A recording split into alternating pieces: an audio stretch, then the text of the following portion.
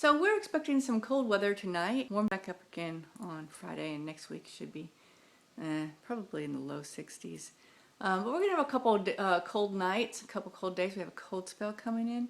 So I'm going to run out and harvest some yarrow. I'm also going to be doing a video really soon, probably maybe tomorrow, on harvesting echinacea root. I know I've done videos on processing the coneflowers and the leaves, but I'm going to actually be digging the root. I only dig the root at the end of the season, and I usually only harvest a little bit at a time because I don't want to kill my plant. Since I'm in limited space in the raised garden, I don't have that many. When I get to the homestead, I'll have more room to plant, but I don't want to plant them out there without me being able to tend to them because they do need water, and sometimes in the summer or other times we just don't get up there for like 3 weeks at a time, depending on whatever's going on in our lives.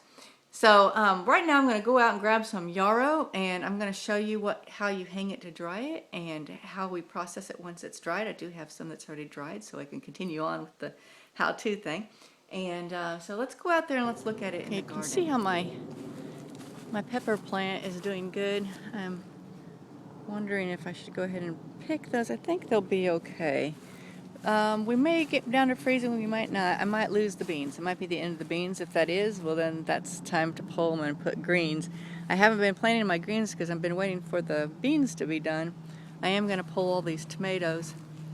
They haven't done anything. It's been a really bad year for tomatoes. I got some right at the beginning, and then I think about 9 or 10 pint jars, and that was it. And most of these were smaller ones.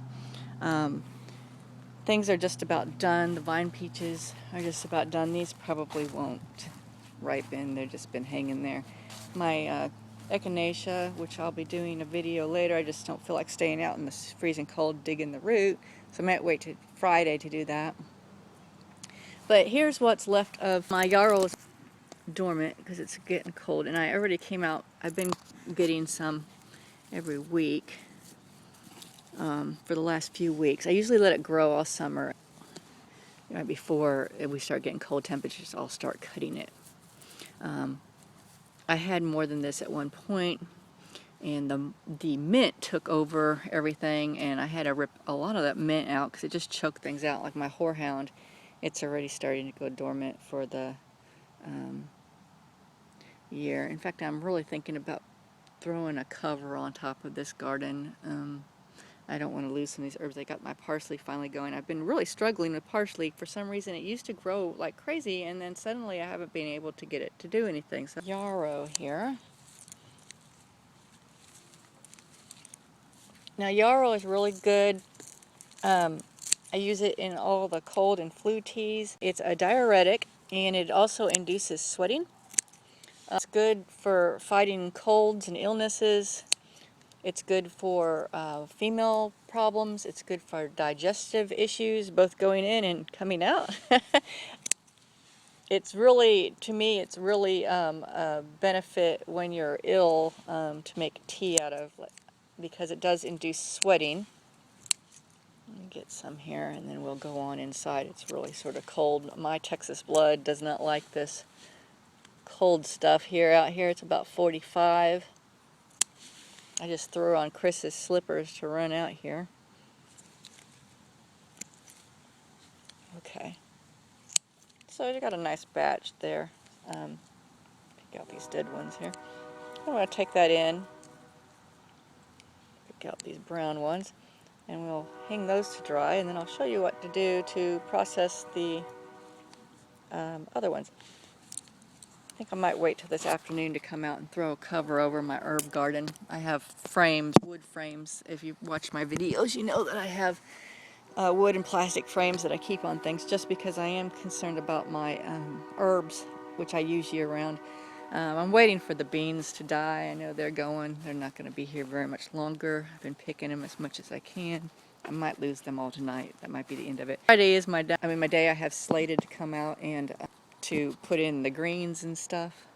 My lettuces. Pick a few of these. I am afraid I am going to lose my jalapenos, so hard to do with one hand, so I'll just take these. I got some jalapenos here. Take those inside. I also have this growing that I'm supposed to dig up as soon as we have a freeze, so I might be digging that up this week. And I haven't grown this before, and so it's a new thing that I'm trying out. The tubers are supposed to be sort of like a sweet, cross between like I think a sweet potato and an apple. The first thing I'm going to do is I'm just going to wrap a rubber band around these this yarrow, and then I'm going to go take it where I dry my yarrow, and I'll show you some other stuff that's already up there. I have some yarrow up there dried. That's almost dried, not yet though. But I have some other that I'm going to show you how I process it with. But I'm just going to hang this away. And I just have this old, used to be a slotted shelf in an old refrigerator that I had, and I just kept the shelf, and I just hang it in the summer when I'm doing herbs. I just hang it up there above, just sit it on top two cabinet doors in my laundry room, and that's how I just dry my herbs up there.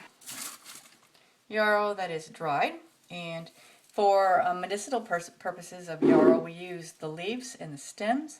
And what I do is I just cut off the part where I used it. I'm going to use a large bowl, and I'm just going to hold it down in there and just cut it up. Now, like I said, I use yarrow in flu teas and cold teas. It's good in teas for dealing with menstrual issues. It will help, since it's a diuretic, it will help with cramps. Primarily it's used in it induces sweating and helps you get rid of those toxins in your body. You can use yarrow for improving the circulation, but you do not want to use yarrow if you are on any kind of blood thinner, including aspirin. It is also toxic to dogs, cats, and horses. Why dogs, cats, and horses, I don't know, but it is toxic to them. It will make them vomit, and it will make them, I don't think it will kill them, but it will not, they won't feel real good. Yarrow has a sweet grass sort of smell to it, and it looks like, when you chop it up, it looks sort of like little tiny pine needles. Okay. Put it in there, and then I'm going to shake this up to mix it all the way through with the other, so I constantly have new mixed in with the old. If you wanted to make a tea of yarrow, you want to use 2 teaspoons of dried yarrow to 8 ounces of boiling water. It does taste pretty bitter, so I would mix it in with elderberries or cranberries or something that has a sweeter taste. You can add honey, you can add sugar, anything that helps. Red hots, my kids are big on adding red hots to medicinal teas because it gives it a nice cinnamony taste, and it's a little sugary too, so it takes away that bitter taste. Primarily, I don't use yarrow by itself. I mostly include it, like I said, with the cold and the flu teas, and that's how we mostly use it. The yarrow I use is dried, and as far as I know, that's the best way to utilize yarrow is dried. So if you have some yarrow growing, it does have pretty flowers. You can use the flowers, you can use the leaves and the stems. Put that rubber band around the end and hang them to dry. Takes about 3 weeks, probably depending on your climate. It may take longer if you're in a wet climate. So that's all there is to it. It's not a hard thing to grow. It grows well, it reproduces well, it reseeds, and it's handy to have on hand. And I know I have some cold and flu recipes. I may already have some of those videos up. I have to go back and remember, jog my memory. I also have, it might be included in the UTI tea, I can't remember, it probably is. And I have some other medicinal herb recipes that I'll be getting up this winter as we need the things. I don't make it unless I need it, because it is our medicine, and I'm not going to make it just for a video. I make it as I need it. So eventually I'll get all of our stuff that we rely on up in the recipes and videos. So this is a quick tutorial on how to grow yarrow, how to use yarrow. Apologize for the wet hair. I've been out, like I said, it's been raining and it's been cold, and I've been diddling around outside.